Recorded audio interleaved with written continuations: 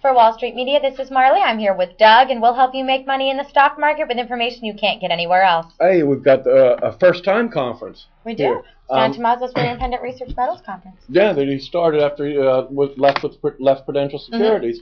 And we've got the CEO of Agnico-Eagle. We do, really neat guy. We have Sean Boyd, who's the CEO of Agnico-Eagle Mines, as Doug said. Their ticker is AEM. Briefly touches on the company's finances and then details the company's biggest asset, the LaRonde site, where a shaft sinking is underway and full production is projected to begin in 2013. Our philosophy has always been the guys that go out and make assessments of opportunities are the same guys that design, build, and operate our projects.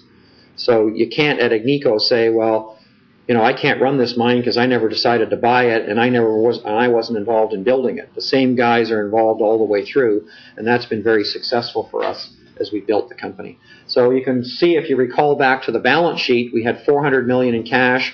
We're generating over $200 million in the last 2 years. We're increasing our production, so our cash flow should go up.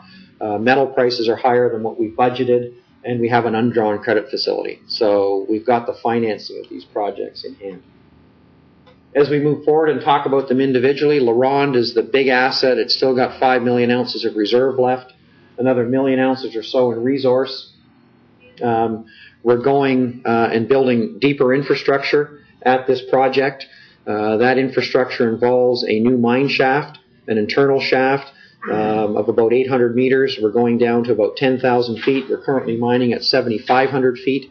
That project, we're not anticipating taking initial tonnage until 2011. We're not expecting to be in full production there till 2013. The gold grades are about 80% higher there. So that's why our production goes up to average about 340,000 ounces versus about 230,000 ounces right now. The cost per ounce goes up because there's less byproduct metals in that lower material. But that extends the mine life beyond 2020, and the project is still wide open. The key with a lot of these underground projects, in terms of their development, is the shaft sinking. So we are sinking an internal shaft here. That shaft sinking is underway. That shaft sinking is being done by a local contractor in Quebec that just completed the Lapa shaft for us and just completed the Goldex shaft. And both of those shafts were on schedule and pretty close to budget. And it's not just the same contractor, it's in fact the same crew, largely drawn from Goldex, which was just completed. And the LaRonde extension is a clone of Goldex. So that's an advantage. When you're involved in shaft sinking in remote parts, there's a lot of, workers can be, very transitory. They move around. Here, they live in the area. That's been a big benefit for us in sinking these shafts. So this is on schedule as we sort of move the project forward. Okay, now these guys are $10 billion company, right? They're no startup. They've got a great track record, right? Sean Boyd's like super well known in gold, right? He's a rock star within like the gold business, okay? I've been reading about him and webcasting him and having people talk about him for years. Now, this is the hypothesis, right? Everybody's a little worried because gold's up so high now, right? And they've had such a run up, but if you think that the people are right that are saying that China is going to continue to grow and India is going to continue to grow, right? Those people are going to want to get gold jewelry, gold decorative kinds of things, right? Shiny things, right? They may have pretty girls in those countries that like shiny make things. Demands. Ben can tell us about that. But anyhow, right?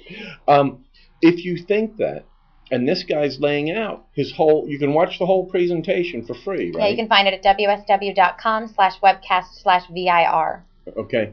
If you think that, then you've got someone here that's got a proven track record. Yeah. Right? And watch lots and lots of experience. And he's laying out the plans for what they're going to do in 2010 and 2012. What he doesn't mention is that they're also in Mexico, the U.S., and in Finland. Right. They have mines too, but they're based in Canada, so he was talking about their Canadian projects. But they also have very large mines there as well. Yeah, and if that demand just keeps increasing, right? And you have such large populations, and that's one of the first things when someone hits like a middle class standard of living is jewelry. Right, jewelry. That's so cute.